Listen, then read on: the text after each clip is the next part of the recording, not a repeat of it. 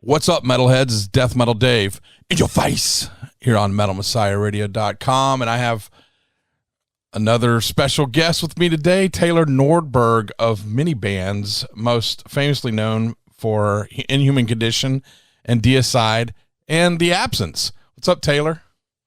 What's up, dude? How's it going? Doing the whole Tampa Bay Museum of Metal thing, updating the website. Killer. And, lots of work. That first exhibit was so cool, man. Yeah, man. I had a vision, and it came together luckily because that was fantastic, top to bottom. I didn't know what to expect when I heard it was happening, and it was at this brewery or anything. But then when I got there and saw the memorabilia and all the instruments and pictures and everything, it was pretty impressive. Hell yeah, man! And I had my coworkers or Tim Hubbard. He's been right next to me the whole time, and me and him bounce things off of each other, and he's like the partner in it. Of course, Robin Mason, and we've added Joe Tolley, and we've had also Tim's brother. He's the one that designed the art for the Tampa Bay Museum of Metal and did that big painting, the birth of death metal. But Tim was worried himself, and I was like, just hold on. But everybody coming together made it happen, and it was fun. And we're going to do another one in February. So sweet. That's awesome. Maybe we can use a guitar of yours. Hell yeah. I got several. So I'll give you one of the wild ones. Hell yeah. That's what we like. If you could, Taylor, you've been involved in many bands, and to begin, where'd you grow up at? I grew up in a little town called Boalsburg, Pennsylvania. It's right in the center of the state. It's actually in Center County is the name of it. It was a college town. It's where Penn State University is. Gotcha. The actual town is State College. But it's basically a huge college town, massive party and football and sports and all that. And then nothing but farms for 3 hours in every direction, more or less. Oh, wow. So I was basically 3 hours from Pittsburgh, 3.5 hours from Philly, 3.5 from Baltimore, 4 to New York City. So if I ever wanted to go to a show, I had to do some pretty serious traveling. I did the same thing when I was young. I lived in Huntsville, Alabama, and I had to drive 2 hours to Nashville, 2 hours to Birmingham, or 3 hours to Atlanta. Same thing. Yep. But it was like, well, if I want to go see this show and it's on a school night, well, better just do it. Yeah, I would do it and not tell my parents. I had my parents drive me to a lot of shows. Oh, actually. Shit, that's cool. Oh, yeah. My mom drove me to some in Huntsville, the bigger shows like Priest and Maiden. But when it came to smaller stuff, I had to drive. But so you grew up there, and how did you get into music and such? Well, my parents still are music fans, just kind of casual listeners. I mean, they both love the Beatles, and my mom really likes Stevie Wonder and the Eagles and Michael Jackson. I was a huge Michael Jackson fan when I was a kid, and my dad liked more like rock stuff like Alice Cooper and BTO and Doobie Brothers, and a little bit of some heavier stuff like a little bit of Rush and AC/DC and stuff, but nothing too crazy. So I was always hearing CCR and all these bands growing up, Steve Miller, and I had a friend who I was snowboarding with in about 6th grade, and what is that? His dad, right? Not too much of that down there. And his dad had a bunch of Aerosmith CDs that he was playing. I went on a weekend trip with them, and I kept hearing all these songs that I'm like, what is this band? And shortly after that, I got a CD. It was Aerosmith Classic Live 2. And I had that and like a burned version of a Queen Greatest Hits CD. And those were pretty much just like my main 2 rotations over and over. And I didn't even know what was guitar or what was bass. I would just hear something and give my brother the headphones and go, that part, what is that? And he'd go, that's a bass. And I'm like, ooh, all right, cool. And then I'd hear another part, and what is that? I think that's a guitar. Okay, cool. And it just happened that I liked more guitar parts, and that was like, I want to do this. I don't know. That's as far as my mind went. I wasn't saying I want to, tour the world and I want to play to 50,000 people. It's just whatever this is, I want in on it. And asked my parents for a guitar for maybe about a year or so, and they were kind of like, well, they gave me the old, I don't know, you'll never play it, which we still joke about today. Because I had played trumpet for maybe a year or two and kind of gave that up once it started getting real difficult. And then they eventually got me a guitar for Christmas in 7th grade. It was a Johnson guitar, and it came with a 10-watt amp. Oh. And it pretty much was all downhill from there, or uphill, I guess. To the most uphill. Yeah. So, sorry. I said my parents were always super supportive once they saw that I was, really into it and putting a lot of time into it. And they had great taste in music. They had, and still do have great taste. And awesome. Since I've been getting into all these heavier bands, I've kind of converted my mom into being like a little bit of a metalhead. Like she likes Dio now, and she likes Megadeth a lot, and she likes a lot of music of like even some death metal and black metal stuff. But she's like, I just don't really like the vocals, which is kind of typical. But they both understand, the physicality that goes into playing, especially like heavy metal, death metal stuff. And, they appreciate how much skill it takes, and they've kind of become more music fans now, having like a musician in the ring kind of. Yeah, that's cool. So it's been cool to watch them kind of come full circle. And my mom's like, I was listening to Trust by Megadeth today. I'm like, yeah. I win. Yes. Yeah, right. Did your brother go into music also? You said you had an older brother? Yeah, I have 2 older brothers. The oldest, he played saxophone when in middle school, whenever everybody has to pretty much play an instrument. Yeah, I did tuba. Oh, nice. He got more into like computer and technology stuff, so he's I guess basically an IT guru at this point.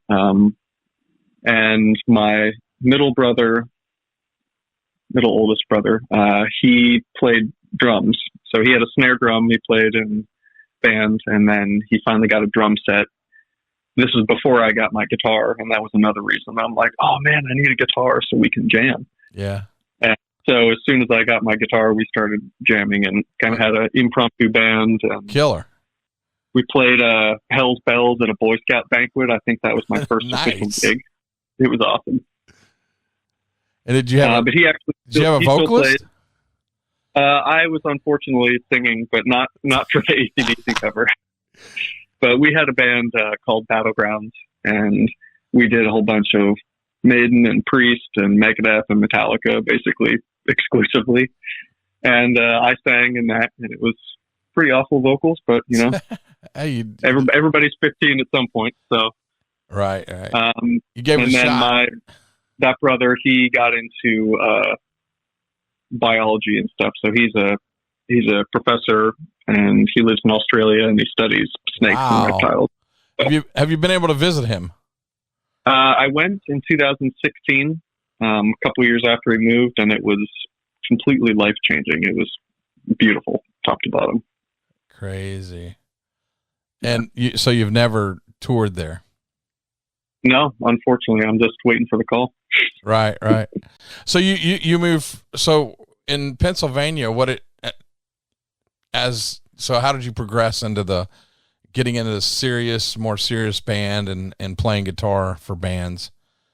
Well, as I started getting into more metal and I guess even more rock music, I started looking at, this is when I was buying CDs, and I was really into the liner notes. And yes, I remember seeing on my old Michael Jackson CDs that said produced by Quincy Jones. And I'm like, what does that mean? So every CD I'd get, it would say, produced by Ted Templeton or, whoever. And I started kind of getting more interested in, I guess, who else is behind making these albums. Oh, and interesting.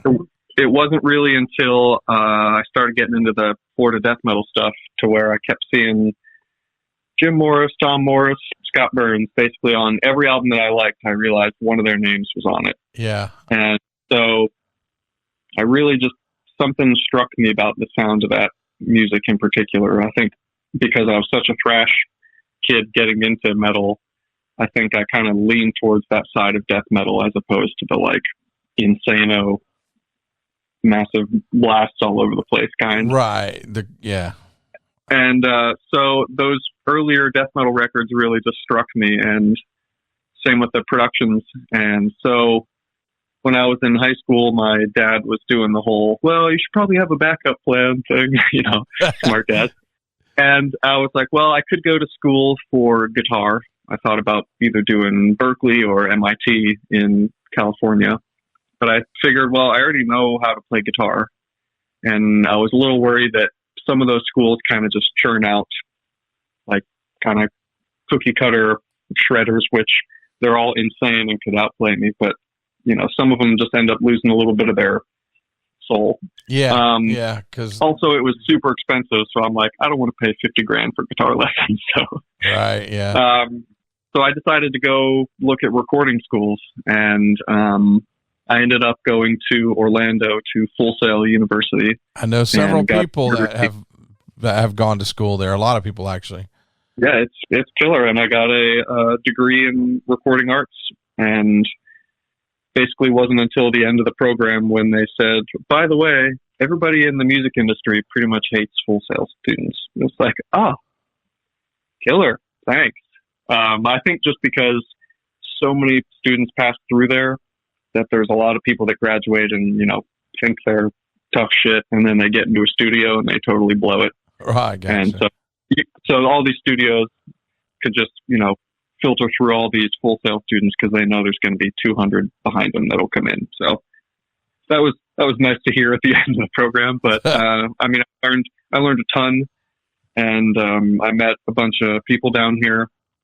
One of those being Jeremy.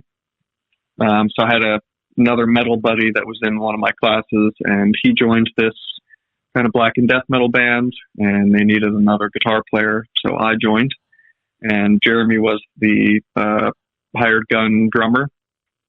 And so we kind of just got along super well the first time we jammed, and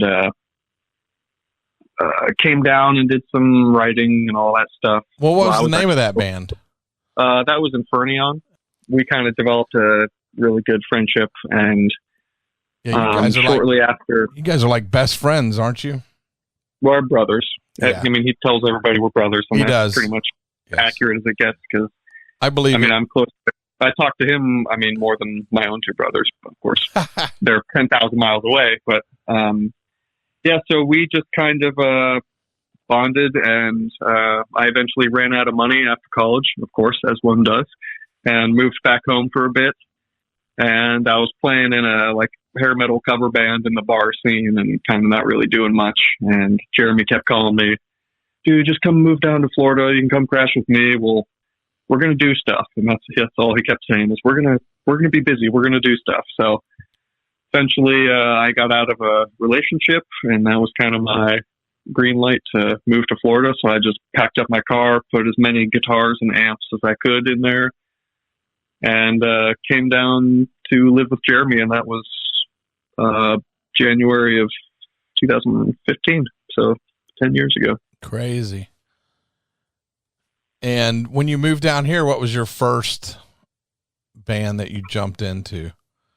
Well, I wouldn't say jumped into, but you know what I mean. Well, I'd done a couple tours with The Absence, because Per Nilsson was officially in the band at that time, but he couldn't do the touring. And then by the end of that touring cycle, they kind of asked me to join, and I moved down not too long after. And then Pat, the other guitar player, quit basically as soon as I moved down here. Right. Yeah. And so me, Jamie, and Jeremy kind of just took up the reins and kept the band going. And so that first Absence record I did with them, Gift for the Obsessed, was the first real big record that I did when I came down. Although Jeremy and I have 25, little recording projects and studio projects that we, did here and there. But first serious, real album was probably the Absence. And Jamie, what an awesome dude as well, Yeah, what an insane vocalist. He's one of the best in the business, I think, for sure. He's a killer dude, man. Great. All you guys are. And thanks. So then after, man, you guys, you've done quite a bit. I see you did you do some work with Soil Work? Yep. So after I came down, Jeremy was still doing a fair amount of drum teching and tour managing at the time. Yes. So he was always hunting for gigs for us as well. And somehow, I think somebody that was our buddy that was friends with Soil Work from one of the metal cruises, made some post saying Soil Work needs a guitar tech for their U.S. tour. And I think he reached out to me, and I'm like, well, I've never even teched before. And Jeremy's like, dude, just do it. You'll be fine. You know how to play guitar. You know what you want on stage. Just do it. You know how to change strings. All right. So I'm like, all right, how hard could it be? Of course.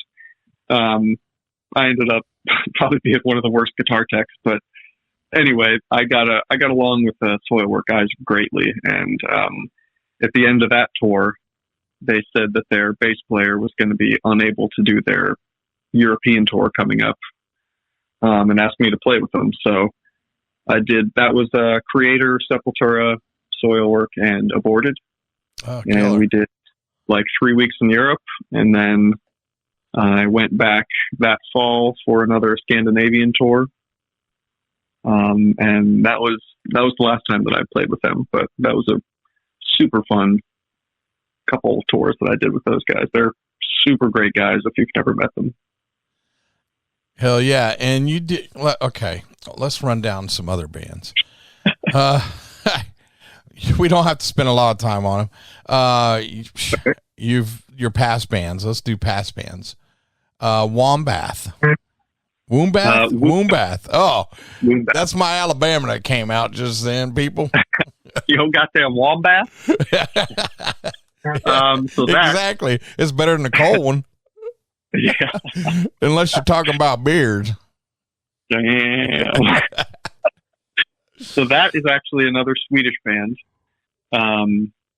Long story short, Jeremy spent a bunch of time in Sweden learning studio stuff from Jonas Kjellgren from Carnal Forge and Scar Symmetry. Oh, okay. And while he was up there, he met this guy, Håkon, who Jeremy played on some project of theirs. I think it was called Skin Eater, if I'm not mistaken, or he sang on it. Oh, okay, yeah.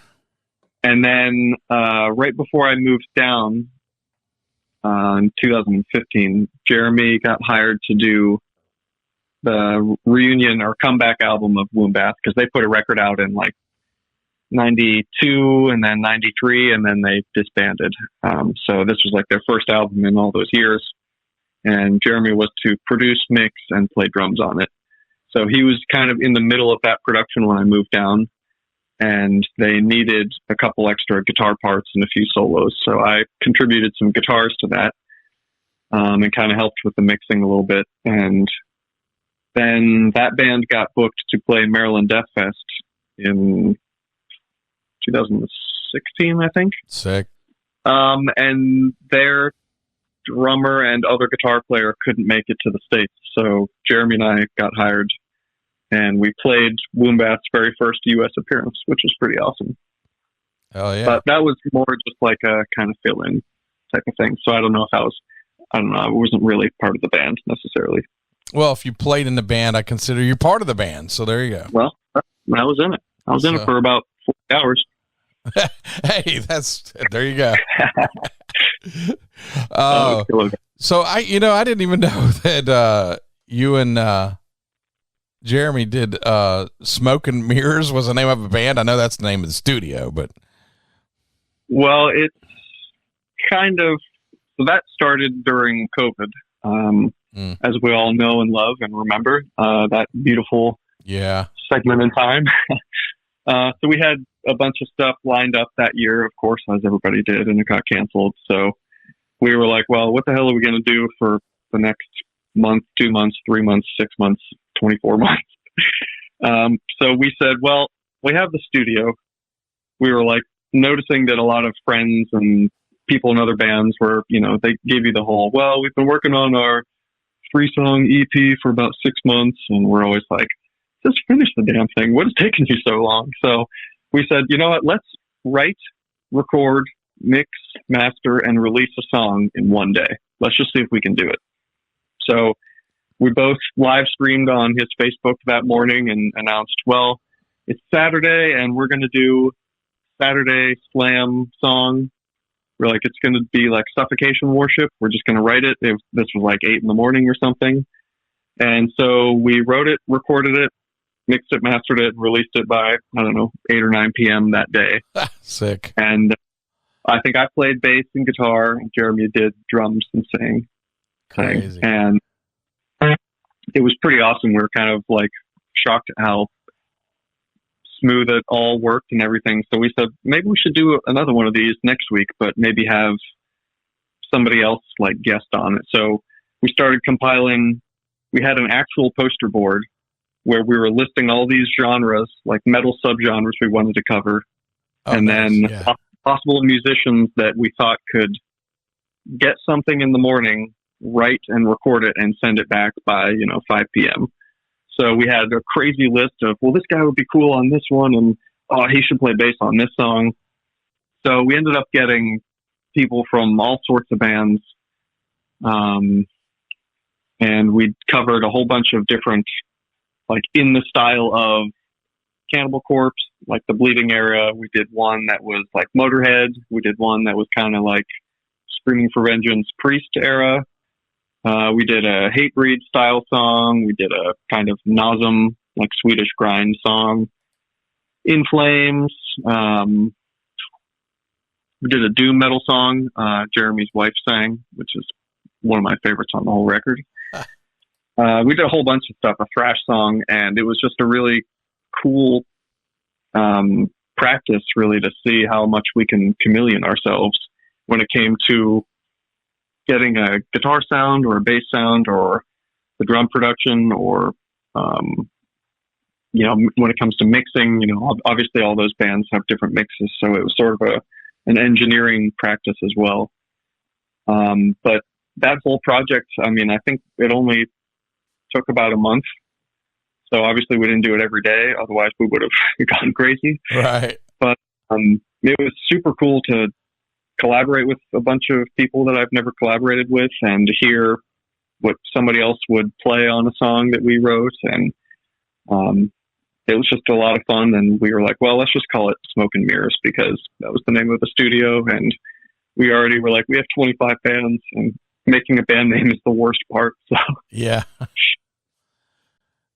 So, you also, speaking of past bands, you and Jeremy both were part of Massacre for a short time, which evolved into, or I guess, how would you explain it? You left Massacre and just formed Inhuman Condition with the songs that you had written while in Massacre? Or? More or less, yeah. So Jeremy and I were asked to join in August of 2019, I think.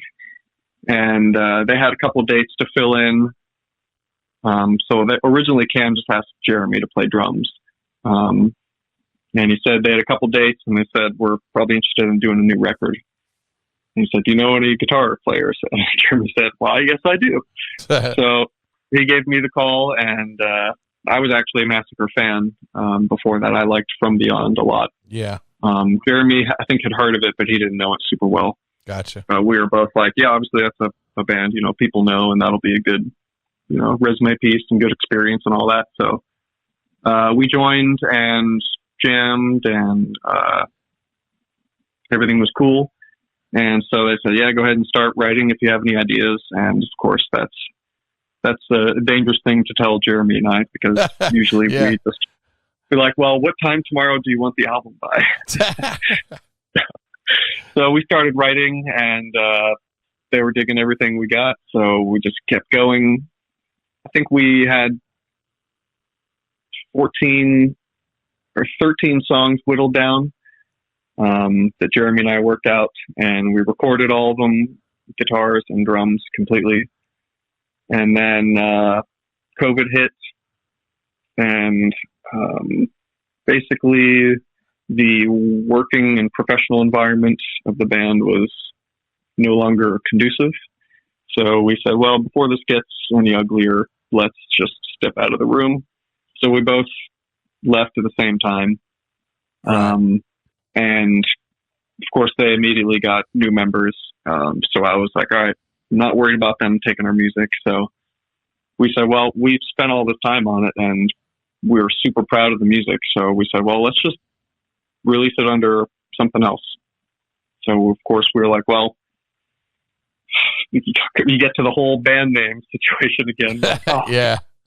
We said, well, it obviously sounds a little bit like Massacre because it was Massacre, up until 25 minutes ago. Right. And, I mean, obviously it didn't sound exactly like From Beyond or the Back From Beyond or anything like that, but it definitely had a sound like that. So we said, well, old school death metal. Yeah. Kind of the thrashy end of the death metal spectrum. And so we said, well, people are going to say it sounds like that anyway. So why don't we just call it something that is sort of like an obvious nod? And we were like, well, From Beyond would be maybe a bit too obvious. And then we said, well, Inhuman Condition is a really cool band name. Yeah. That was their second EP they did, or, well, however many EPs. They have a bunch of demo stuff. But, so we said, well, that's a really cool band name just in general. And then basically after we left Massacre, all the ex-Massacre members around the world started reaching out to Jeremy and I. Hey, man, I heard what happened. Yeah. Let's compare stories, kind of a thing. So Rick Ross reached out and Terry reached out. And Terry and Jeremy have known each other for maybe 15 years or something like that. So Terry was asking about the music, and we told him the whole situation and sent him some songs, and he was like, wow, this is amazing. What are you guys going to do with it? And we said, well, I think we're going to put it out and maybe make a band. Are you interested in playing? And he said, yeah, absolutely. So Terry was in, and we had Rick do a couple guest solos, just kind of as an extra middle finger. Yeah. But I mean, we're fans of Rick's playing too, so it was a plus as much as it was like a ha-ha towards the Massacre camp. But right. That was killer to get him on there. And yeah, it was just kind of perfect that it was Inhuman Condition, because Terry said, oh, well, I actually wrote that song for the EP. So we said, oh, there you go. Oh, yeah. It was meant to be. And yeah, it was that definitely got some news when that band was announced, I think. Killer band. Killer fucking band. But before we get into what's going on here in the near future, let's go look at some of these other bands. We'll get back and we'll talk more about Inhuman Condition. All right. You and Jeremy, man, you guys I have, which because I think you deal with a lot of the mail and stuff. I have the coffin box for Eye of Purgatory. Love it. Yes. I had to have it when I saw it. I was like, holy shit, this is badass. I forgot all about that. Those are super cool. It's right next to me. Always on display in my DMD studio. So fuck yeah. Tell us about that. Well, after we did that Woombath recording, another Swedish guy named Raga Johansson reached out to Jeremy and I. He was in this band, Rib Spreader. Yes, you also did that. So he started that band with Dan Swano from Edge of Sanity back in like 2003 or something. And it was basically just those two guys, I think, or maybe there was a whole band. But anyway, Raga also sang half the vocals on an Edge of Sanity album, Crimson 2. I guess he doubled all Dan Swano's vocals, which Jeremy and I are huge Edge of Sanity fans, so that was really cool to hear that Raga was interested in working with us. So he sent, I think, just a song, and he wanted Jeremy to play drums, and I think I actually mixed it just as like a practice, just to get more into mixing down here. And he really loved it, and he was like, "Do you guys want to do a whole record?" And we said, "Heck yeah, let's do it." So he sent over 10 songs, and Jeremy did the drums. I think I doubled all his guitars and added some harmonies, and I can't remember if he played bass or I played bass. I think I did. And then I played solos as well. And then I mixed it and Jeremy mastered, if I remember correctly. And that became Rib Spreader because he didn't have a lineup for the band at that time. So this was, I think the first record we did with them was called Suicide Gate, A Bridge to Death. Yeah. And that came out in 2016 on Extreme Records from Spain. And Raga is just a really super cool guy, and he's super passionate about metal. And he really liked what we did with the songs. And I think we've done 3 Rib Spreader albums and 1 EP. And then he had this other project called Eye of Purgatory. And he said it's a little less death metal, more, I don't want to say progressive because it's not prog, but it has like keyboards and stuff. Or he kind of was thinking about having some keyboards. So we said, well, rather than that sounding just like Rib Spreader with the same 3 guys, we switched it up. So Jeremy plays bass in that band. Raga plays guitar and sings. I doubled his guitars again and did solos, but I also played drums and keyboards in that band. Crazy. So we kind of switched it up, and it definitely has a different sound because I played absolutely nothing like Jeremy. But that just kind of gave it its whole unique vibe that's, sounds different from Rib Spreader, even though the core of the songs were written by the same guy. But we've done 2 albums with Eye of Purgatory, and I think that second one is supposed to come out, I thought this summer. It might be this fall. I can't remember. But that's a really killer band as well. And I see you also did some drums on Gore Gang. And how did you learn to play the drums, or what? Well, my brother had his drum set when we were growing up, and I never really played too much because my brother could play drums. So it was like, Why would I waste time on drums when I got a great drummer right here? So I'd fiddle around and could, hold down the beat. Yeah. But it wasn't until he moved away to college and his drum set was still at the house, and I just started playing more drums. And in high school, I started a black metal band where I played drums and sang. Just because I had a drum set and nobody else could play drums. So I'm like, all right, well, I guess I'll do that. What was it called? That band was called Immersed. Okay. With an E. That's one of my favorite bands I've ever been in. Did you ever do a demo?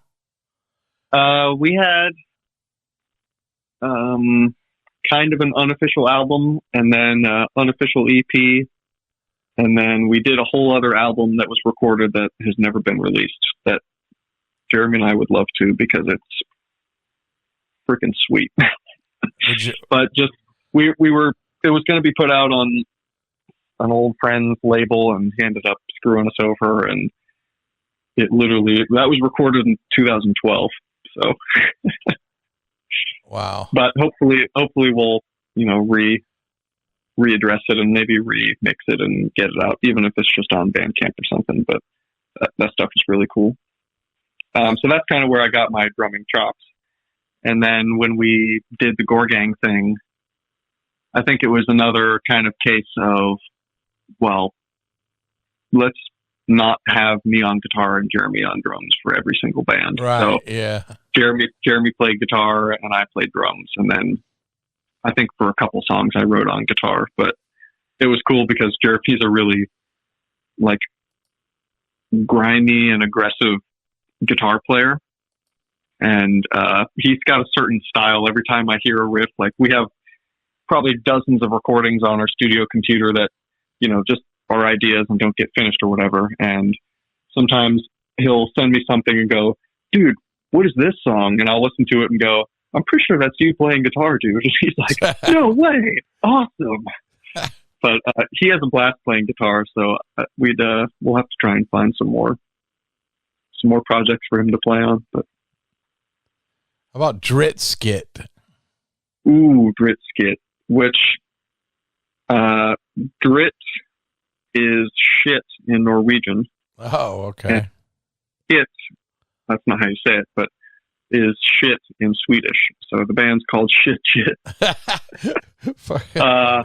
It's musically, it's like the most serious of the bands, but obviously the band's called Poop Poop, so there's can't really take it too seriously. But that's a straight up black metal that was kind of a continuation of what I was doing in my previous black metal band in Pennsylvania. No wonder it's called Poop Poop.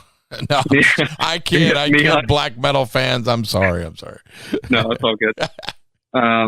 But that's me on guitar and Jeremy on drums. And we actually, this was a couple months after I moved down. There was some show happening, a local show. I think it was at the Verona in Newport Richey. And it was like a couple bands and they needed another band or two. And Jeremy and I were like, too bad the Absence can't play, because we were kind of in that weird limbo phase. And we didn't really have any other bands set up at the time. We said, well, maybe we could do like a 2-man punk band or something. And then we were like, yeah, but then we're going to have to sing, and I don't know about that. So we said, well, let's do a 2-man black metal band. That'll be easy. For some reason, black metal is easier than punk in our brains.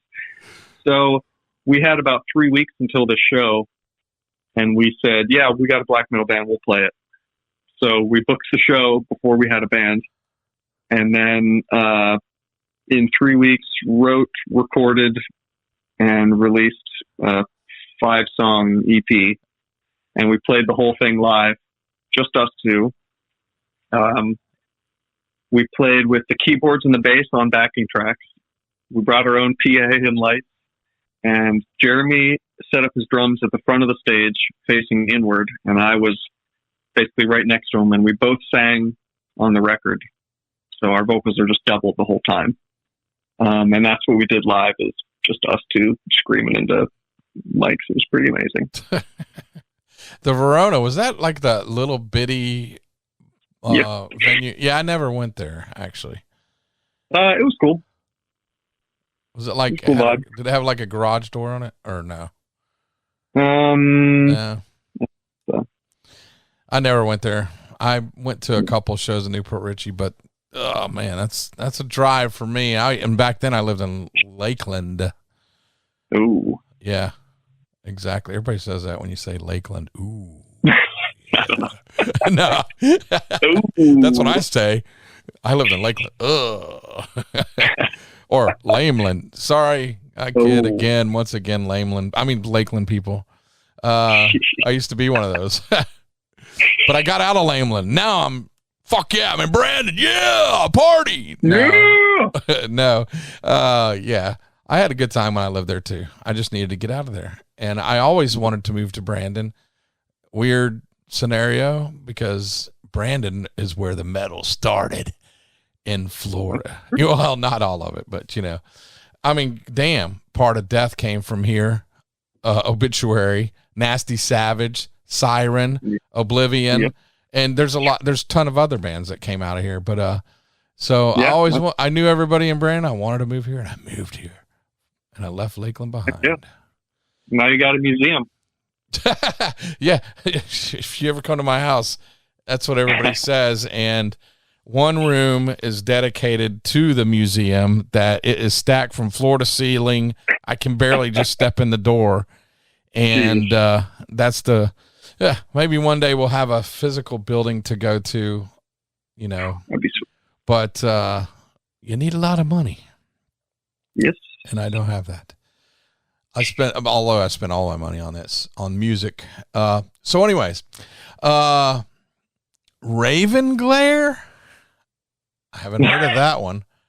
That is actually another black metal project. I had this band called Scab, which is a grindcore band. I'm sure that's probably on your list as well. So that was when I was living in Pennsylvania. My buddy that I was in a high school band with, we had like a death metal band in high school. And after college, when I moved back home, we sort of started a grindcore band. Well, not sort of, we did start. And basically I would bring over my like mobile recording rig and we would jam, all day and basically write a whole grindcore album that day and record it. And then I would take it home and I would add a second guitar and bass and vocals. And it was all ridiculous lyrics, a lot of puns and stuff. Yeah. And, some of the songs were 6 seconds long, 15 seconds, 30 seconds, not many went past 2 minutes. But we would do this all the time. So that band had 23 albums, I think. And it was over like 400 songs we wrote in, I don't know, five years. I've got to play this one. Thank you, fuck you, and definitely disgusting. That sounds like an interesting song. that was that came after. So we booked our own tour. And this actually sort of is the start of how Jeremy became a vocalist in a way. He did that Skin Eater album, I don't know, years ago in Sweden with that project. But I wanted to do a tour with this grind band. And on the record, I sang and played guitar, but I was like, I kind of just don't want to sing because some of the vocals like really screwed up my voice. So I was like, I also don't know if I could do a whole tour of that. So I asked Jeremy if he wanted to sing. So he came on the tour and sang, and it was a very DIY tour. I mean, the first show there was literally one person who showed up, but it was a freaking blast, and we had such a good time, and it was such a filthy, grimy grindcore tour. We did it in a CRV, a Honda CRV. Crazy. And anyway, Jeremy sang on that, and that was kind of the first time I heard him do crazy death metal vocals. But anyway, the drummer in that band, we did a sort of the same thing, but with black metal. So I just came up one winter. This was maybe 5 or 6 years ago, and recorded just a bunch of black metal songs, and then came home and finished them. And I think we have 2 albums. I don't know if they're both out or not. But I think he just threw them on YouTube just to have them out, because I was like, yeah, I don't know if we can actually like sell any of these. And this was kind of before Bandcamp was like a real big thing. So yeah, that's just kind of a for fun project. But so we talked about the absence, and I think we've covered almost everything. Hold on. There's got to be more somewhere. Recently, okay, this is different. Umbilicus. I think of 2 more. Umbilicus. Yep, that's one. That's definitely a different band, which I love, by the way. I have an eclectic ear anyways, and so somebody that would be all on death metal might not like it. So yeah, that's a fun one. Tell us about Umbilicus. Like I said, I grew up on classic rock, so that's always been my, backbone music. If I pick up a guitar, chances are I'm going to play some stupid blues lick or some, rock riff or something. But, I think it was during COVID maybe, or right before, I can't remember. It's all kind of a blur. A mutual friend of Paul from Cannibal Corpse, Vern, said, well, no, a friend of Vern's, our buddy, his name is Dwayne. He said that Paul and Vern have this band, and they said Jack Owen used to play guitar in it, but they need a new guitar player. And that's about all I knew. And I'm like, jamming with Paul. I'm like, yep, sign me up. So I went jammed with them. Dwayne who? I'm curious. You got me curious about Dwayne. I'm going to totally botch his last name, and I apologize. Nyheiser or something? Dwayne Allen is his name, actually. Okay, yes. He works at Dean. He's a great drummer. He was in a band called Dissevered with Jamie. It was really great. Yes. Anyway, cool Florida guy. He told me about this gig, and I went and jammed with the guys. And they had a band called Path of Man with Jack. And this was in like 2004, I think, or 2003. And they had 8 or 10 songs, and I think they played like 2 shows at the Mug. And anyway, Paul was looking to revive that band, but Jack was, I think, living in Chicago doing the 6 feet thing or something like that. So they asked me to join, and we jammed a bunch and definitely clicked music-wise and personality-wise. And if anybody's ever hung out with Paul and Vern together, those two are like a freaking comedy duo. Yeah. So it's a trip hanging out with them all the time. They're brothers. So yeah, we sort of phased out the older songs, and they were a bit more like 90s. Like, I guess when they originally started, they wanted to be kind of like Grand Funk, like late 60s, early 70s hard rock stuff. But to me, the music they had was more like 90s version of that, kind of like not grunge, but like a little bit more Soundgarden or Alice in Chains a little bit. Yeah. Which I love both those bands, but I was like really hoping to play some, 70s boogie rock. So we kind of transitioned away from that. And the music I was writing with the guys was more like Deep Purple, Uriah Heep, Aerosmith, Zeppelin, Skinner, whatever. Yeah. All that kind of stuff. It has a pretty vast range on the record, but, and then we got a vocalist who sang on one of those Smoke and Mirror songs, Brian Stevenson. He's a Canadian guy with an insane voice. And we got him to sing in the band. Actually, well, this will be a 2-parter, but he sang in our punk band that we have, which I'll come back to that. So I think we have 10 songs on the first record, something like that. We recorded them at Jeremy and I Studio. I mixed it and mastered it and did the artwork for it too, actually. And we have 5 new songs that we recorded the drums for earlier this year that we're kind of just in a limbo period, waiting on some vocal demos. And I think our vocalist is going to come down later this year. But that's killer bands because I get to just not play speed picking stuff and play big open chords and slow bends during the solos and stuff. Yeah. And then you did you do something with Necromancing the Stone? I did a guest solo on the record, and I played bass with them live for their first tour. And I was confusing him. I was thinking that was the guy that was the vocalist that's in Umbilicus. That was I'm wrong. Different guy. That was a different guy, Big John, who is kind of MIA. That whole band is kind of unfortunately just kind of went up into dust, even though right. I think that band out of any of them could have like really gone to do some incredible things. Like they could have easily toured with Ghost or could have toured with King Diamond or, anybody. Baby Metal, it could have bridged so many gaps, but oh well. But that was a really cool band, and that was a really cool tour we did, and great album, great music.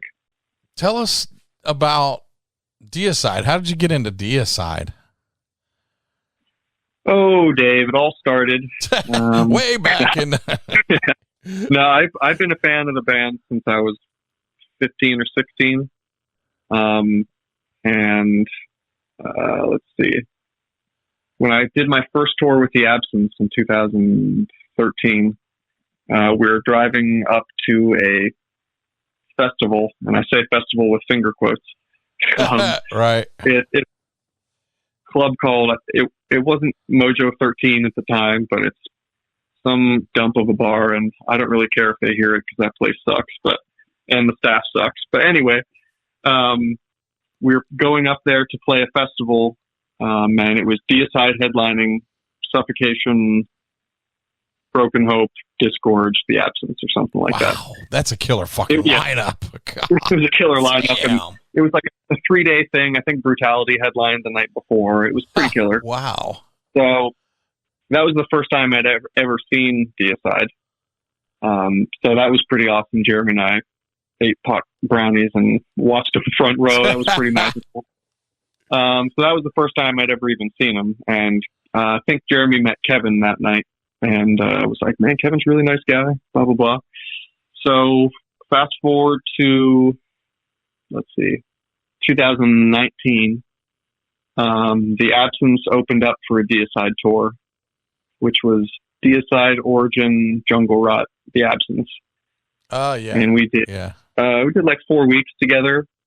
And everybody on the whole package was like instant best friends, which that always makes a tour go so smooth when, day one, you can just tell that everybody's going to be cool. Yeah. And we got to be really good friends with the Deicide camp, and found out Glenn actually lives like less than 3 minutes drive from Jeremy's house where I was living at the time with him.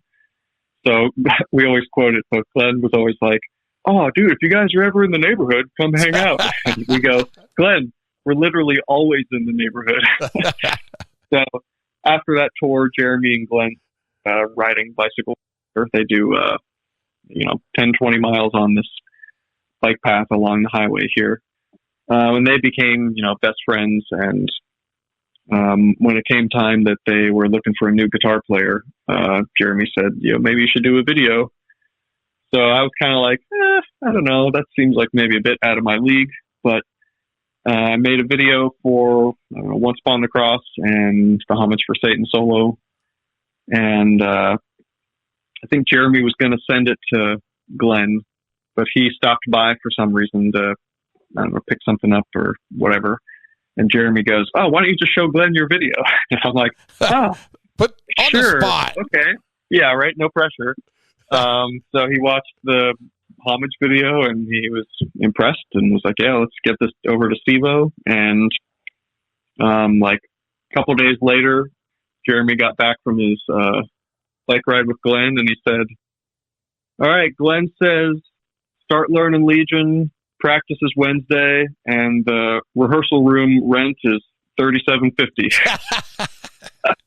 Sounds just like Glenn. Love that dude. I love him. He's one of my favorite people, to be honest with you. That dude is such a trip. My God. But yeah, I love telling that story because it's everybody that knows him is like, oh, that's totally Glenn. Dude, I've known him ever since, 87. And yeah, he's a trip, man. Some people don't get him. I've gotten him and me and him hung out a couple months ago. And what did we talk about? My grandkids, Cops, the show Cops, or Live PD, whatever, and shit like that. We just, and it was a fun time because we didn't talk about music at all. No. And so I had my first jam with them, maybe a week later or whatever, and went super smooth. And obviously, I had known the guys before, with that tour. And also, actually, I forgot to mention, not to throw in another band in this spider web, but I had met Steve in 2017 because we played in a cover band together, believe it or not. I was playing with Soilwork at the time, and Steve had this cover band with Rob Barrett and Bill Hudson and Damian Gordon called South of Rest Haven. Yes. Which Brett Hoffman, I believe, used to sing. Yes.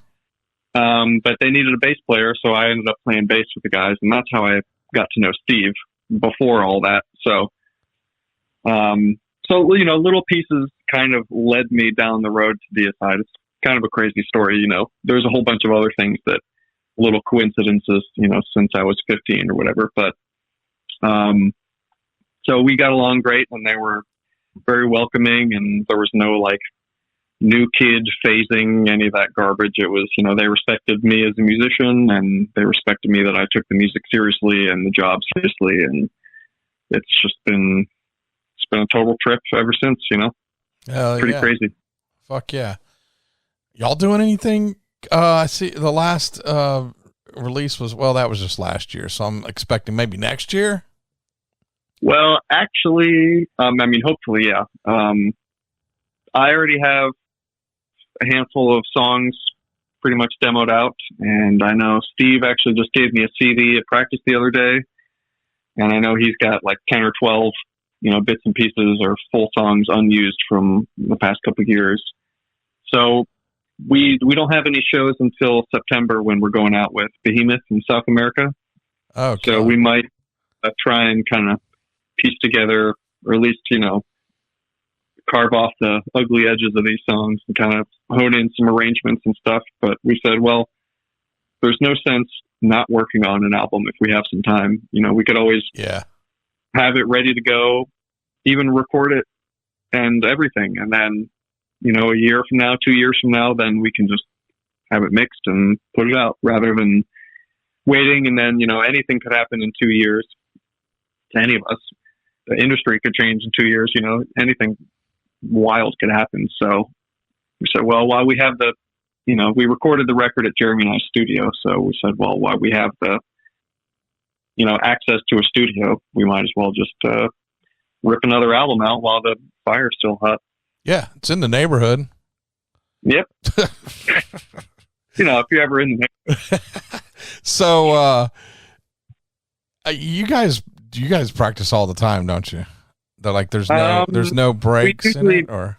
Well, we took a bit of a break this year, but because we didn't have any tours really until the end of the year. But Glenn likes to try and keep it pretty regular, even if it's every 2 weeks or something. Just to keep everybody fresh in the songs, and it takes a lot of physical effort for him to do those vocals, and it's not something that you can just like crawl out of bed and just do. So, if we jam once a week, at least, he gets his practice in and he can kind of hone in his sound and everything. And usually keeps us pretty limber. And, do we need to? Probably not. But is it fun to just hang out and talk shit and play death metal? Yeah, of course. Hell yeah. I might have to slide by there one of these times just to bullshit with everybody. Sliding by there would be nowhere near the neighborhood. Not for you. Hell no. Oh, and back to what's coming up, Inhuman Condition. Man, so do you and Jeremy write everything? Does Terry jump in and throw some riffs at you guys, or how does this Inhuman Condition work? From the start, it's always been Jeremy and I writing everything. For the first record and a half, we had music already written and recorded, so that was a little bit different. We had some ideas of having Terry come up and jam and write and contribute, but unfortunately, with his schedule with Obituary, he is busy. I don't know if anybody knows this, but Terry is pretty much the busiest man in the universe when it comes to touring. Man.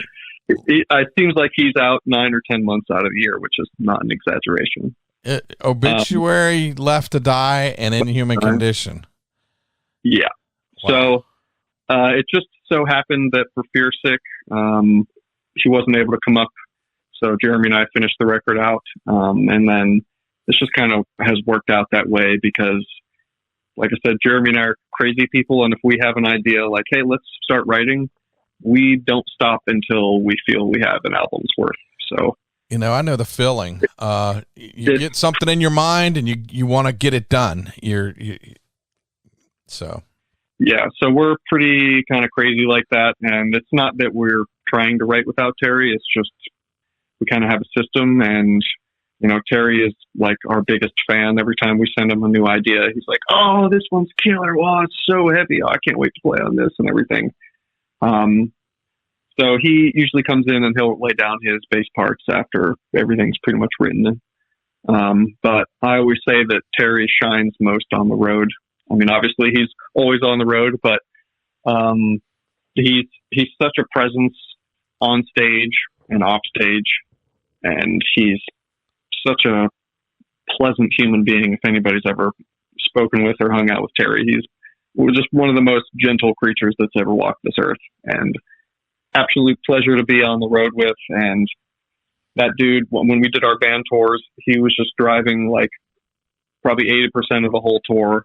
Never complained, never had any like bad mornings or anything like that. It was just, he's hoofing gear, he's doing it all, and that means a lot, especially because a person of his stature and like name wouldn't be required to do that. I mean, obviously we're in a band together, but I wouldn't expect him to be hoofing 8x10 bass cabinets up a ramp or anything. But he's over there doing it. He's down in the trenches with everybody, and it's really admirable. Yeah, and, watch. He's the first person I met in Florida in 1987. But Terry is an awesome dude. He's been one of my best friends since '87. And yeah, you need something. He's a great friend, man. I just can't tell you. And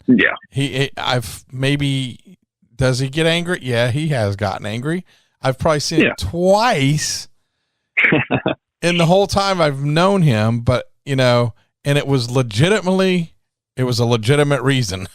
So both times. And, but anyways, so yeah, Terry's fucking awesome. And so you're doing an in-store, in your area, in the neighborhood. Right in the neighborhood, dude. Come on over. I'm actually going to Alabama. Atlanta. Gotcha. Grandson's birthday. Okay, killer. So a friend of Deicide's, Joe Rooney, who used to do merch, he actually used to sing in a power metal band, I think called Firstborn, back in the early 90s. But anyway, he's good friends with the Deicide camp, and we've since met. He opened up a record store here in town called Rocket Records. He's actually on his second location because he had to upgrade. But he just kind of got into the scene in the last few months, and his store is beautiful, and he's got a sweet collection in there of CDs, vinyl, movies, some t-shirts. He's got like guitar strings and some band accessories, which is super cool because usually people that are buying records are most likely a musician of some sort. Right. So we went there after a Deicide practice the one day, and just were hanging out. And Jeremy had the idea one time after going that maybe we should do an in-store there for the Inhuman record. So I think that's happening. I think the 21st of June. I could be wrong, but yes, you have to pick the flyer. I'm sure it's on there somewhere. Yes. But yeah, we'll be there signing, and I think maybe we'll listen to the whole record too, I would imagine. Coming up this Saturday. Yeah, that'll be sweet. Hell yeah. And then the album comes out the following week, right? Yep. So Betterment Plan, our third single, comes out the 18th. Which is today. Which is today. And then the record store thing is the 21st, and then the record itself is out the 27th. And can they still get that right now? I know I pre-ordered mine a couple weeks ago. Yeah. So basically, we do all our own stunts. So I'm the postal worker. Jeremy will help a bit. But I do all the packaging and shipping of all our albums and everything. So pre-orders are available up until midnight when I hit the album is out button. But I just get to the orders as they come in. I try and go from the top. So if you pre-order, on the 26th, chances are you're not going to get it on the 27th. It's just what I'm saying. Well, normally you're pretty quick though if it's out. I try to be, yeah, because much like myself, I still buy albums and pre-order albums, and nothing is worse than when you pre-order an album and it shows up 2 weeks after the release date. You're like, I could have just gone to freaking Walmart and bought it or whatever. Walmart. But I just try to ask people to give us a little patience because it's literally just a one-man, sometimes two-man operation, and there's several hundred packages to go out, but usually our fans are super understanding, and I'll just send us a message, hey, just checking in, haven't received this yet, and usually I'll say, sorry, I know we're backed up right now, but we'll get it. Wow, we can get Inhuman Condition at Walmart on the release date? I should just bring a couple records in and just throw them on the rack. Oh, shit. So, and you also leave a little message for every shipment. I think. Yeah, I of course started that on the first record, and then I've had to keep it up since because everybody just loves getting a little sticky note with their name on it. Where did you come up with your nickname? Teats. Teats. Well, that started 2013, I think, or 12. I was down in Florida visiting Jeremy, and we were writing the next Infernion album. So I probably spent a month and a half at his house, basically living in the studio with no windows. And I think his daughter was like 2.5 at the time or something like that. And she couldn't say Taylor, so she called me Titas. I think she was like 2, like really small, and it was super cute. So for the whole, next 2 years, everybody in the absence and everybody was calling me Titas. And then when I moved down officially in 2015, I stayed with Jeremy and his family, kind of a Uncle Jesse situation like Full House. Yeah. And it kind of morphed from Titas to Tates to Mr. Taters to Teats, and that just kind of settled on Teats. And then all of his children all called me Teats, which I thought was ridiculous and adorable. And then, Jeremy and the friends started calling me Teats, and it just kind of became my unofficial nickname. And so now I sign stuff that way, which is a little bit ridiculous, but I'm stuck with it now. So yeah, I know. I don't even think you signed the banner, Taylor, did you? No. I think you just said Teats. I think I only signed my name on checks and stuff. So if you want to send him a check. Yeah, don't accept it if there's Teats on there. Yeah, you'll get it canceled back with his autograph. Anyways. But yeah, so that's just a funny little anecdote from Abigail Ray Kling. She was a cute little bugger. Hell yeah. So anything else that what do you do for side work? I know when you're not touring, gets a little, you got to pay the bills. Well, I just bought my first house. I moved in right before Christmas, so usually up until that I was kind of okay, busy, just doing the touring and recording stuff and session work. But I've since been doing DoorDash and Uber Eats on the side. Gotcha. Just to get extra income. And obviously this year we had some touring stuff fall through, and a little bit of gap until our next tour. So, the whole house poor term is pretty real. Right. Yeah. But yeah, no, it's just an easy way to make some extra cash on the off time. And I just started doing it in November, but it'll be nice once I'm actually touring and I can just work a few days a week and just get some extra scrap, Any news on Inhuman Condition touring? I think we're supposed to go out in November and possibly again in January for 2 short runs. Wow. That's, so nothing before that. No, unfortunately. Schedule's just kind of between Overkill, Deicide, and Obituary. It was like, yeah. Well, we have these 10 days available, and we have these 16 days. But it was like, but I have so and so coming in town that day, and dang. So yeah, we sort of said, well, we want to do it obviously when Terry can do it with us. So I think November was kind of the first chance that we could at least do like a 2-week run of the East Coast or something, and then I think we'll do another short run going out to the West Coast. Don't quote me on that, but at least that was the plan. So, you know what? We got to talk about the video shoots, man, where you invited us there. Oh, fucking killer. The skateboard, the pool. Those were so fun. To be honest, I usually hate filming music videos.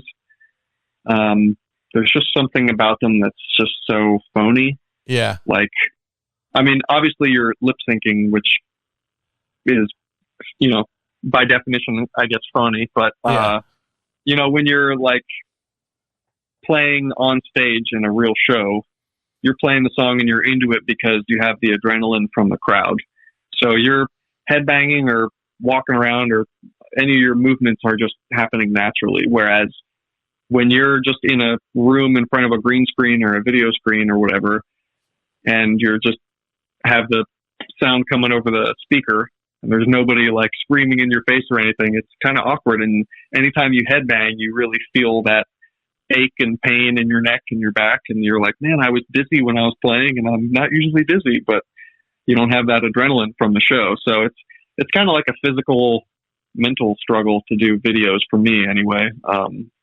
Especially if there's any like strobe lights involved, that always messes me up. But these two videos we did were a total blast because when we were in the skate bowl, the skateboarders were flying around us, and that kind of adrenaline was present as well. Because I mean, I got hit in the shin with the deck, and you know, somebody rolled into Terry, and someone crashed behind Colton, and it was like there was actually a little bit of a danger level there. So it was like had the same kind of intensity as a show. So that one was really fun.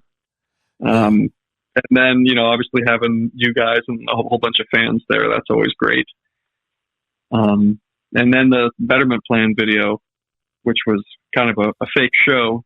Hey, we moshed in that pool too. Yes. I haven't moshed in many years. I know. There was a couple people that came out of mosh retirement for that video, which I appreciate. Even you and, well, Butler did too. Yeah. Me and Butler both went into Circle Pit. Robin Masons, he was in there. Me, Tim Hubbard, legendary photographer and part of Tampa Bay Museum Metal. Oh man, yeah. We came. Jeremy comes over to me and goes, I was sitting in the big chair, you know, drinking my Tampa Bay Museum of Metal beer, and Jeremy goes, "Hey man, we need you." And I'm like, "Huh?" And he goes, "We need you to come out of retirement." From what? And he says, "We need you to come out and mosh again." And I'm like, "Oh shit." And so I was like, "All right, I'll do it for you guys, especially for not only you, but really for Butler, longtime friend." And Robin goes, "So you're doing it?" And I go, "Yeah, okay, I'll do it." And Tim was like, "Oh, okay, I guess I'm doing it too." It was a reluctant mosh, but it had heart. Was fun, man, and I wore out quick, especially because it's angled in there too. Yeah, it was very warm that day too. Oh yeah, it was. Fuck yeah, but it was fun, man. It was cool to see you guys doing that and inviting us and bringing the Tampa Bay Museum of Metal beer and just in the Florida death metal scene and the skaters. That was fucking that house. That dude. We love our music. He loves his skating. So, fuck yeah, man. It was badass. Yeah, that was just a whole cool day, start to finish. Jeremy and I used to skateboard when we were both younger. So that was one of the reasons we wanted to have a skateboard videos because, I mean, we both grew up watching, you know, these skateboard videos, and they had such a cool vibe. You know, all the 90s and early 2000s skateboarding videos. I don't know if you ever saw any of those, but they had a really cool vibe to them, and we sort of wanted to capture that in the video, and I think that it turned out brought back Suicidal to me, a video they did. I'm a huge Suicidal Tendencies fan, so yeah, that was perfect for me. Face for Later was the video, right? Yep. Hell yeah. And then you did Severely Lifeless, which you talked about being on stage. That was at the Orpheum, and man, that was pretty cool because a bunch of people. That shows you the true fans just wanted to be there. Yeah, that one was Betterment Plan, actually. Oh, Betterment Plan, my bad. But Severely Lifeless came out before. That was kind of just a studio, quick little thing. But, yeah, that Orpheum thing was incredible, man. I did not expect that many people to show up. That pit was sick, and there was even crowd surfing. It was a pit like it was a regular show. You guys were going crazy. So that was another like. Well, let's get that straight. Don't say you guys. Those guys. some guys. I was in the back watching this time. Yeah, that was insane. People were moshing like it was an actual show, and that, of course, makes the video that much better. It's not just like someone with their horns up in the air, like bobbing their head. People were slamming, sweating like crazy. They went off. They went off that day. Good for them. Hell yeah, man. That was awesome. And, I was the guy in the back with the horns thrashing. But that was a tremendous show of the power of our fans. And that was pretty special to be a part of. It's really cool that y'all, and, invited the crowd and the fans into it, because I don't see a lot of that nowadays, for videos and stuff. Sometimes you get it in the kind of live setting, like a fake live video, but I mean, as cliche as it sounds, none of these bands would be anywhere without the fans. So exactly, it's like when you go see Metallica and they play Whiplash, I think he says "You're Metallica" at the end instead of "We're Metallica," which is awesome, because like just that much more inclusive. Like the fans are just as important as the artists and the music. So speaking of Metallica, definitely. And Suicidal Tendencies, I'm going to this show, and did you go on Sunday? I know I went on Friday. Unfortunately not. That's when Suicidal was there. But it's funny because I was wearing an Inhuman Condition shirt, didn't run into anybody. And the first person I run into is you. And I forget I'm wearing the shirt, and I'm complimenting you on your shirt. And you go, yeah, you too. That's awesome. I'm like, Inhuman Condition shirt? Yes. Then I'm like, I know that man. And I'm thinking, wow, Leonard Skinner. Wait, I know that dude. So I wore my metal shirt. Hell no, it's fucking great. I love it, man. I have a couple of Leonard Skinner shirts that I love. But so one or two other things, and I'll let you go, Taylor. I know you're a busy guy. Inhuman Condition, the Mind Trap, comes out June 27th, and the artwork. Okay, tell us about the artwork, man. That's fucking badass. And if anybody hasn't seen it, it's the members of Inhuman Condition being tortured. Tell us how I came up with this shit. What's not to like? It's great. So we've had all of our records have been done by Dan Babe Ruth Goldsworthy from the UK. He's done bands like, he works with Cradle of Filth, and he did Accept, and this British band Zentrix, cool thrash band. That's how I originally saw his artwork whenever we were trying to think of artists. He did some 2019 Zentrix album, one of their reunion albums, and the vibe was like super 80s and killer, kind of a little bit like Ed Repka, but not really. And so I said, we should definitely see if this dude wants to do the art. And so Jeremy reached out to him, and they had a pretty lengthy combo. And of course, Dan is like, we just somehow managed to surround ourselves with just sweethearts in the industry, between Terry and, Paul from Cannibal and, Glenn, all these guys. Dan is no different. He's super pro, super talented, like way more talented than he could even imagine.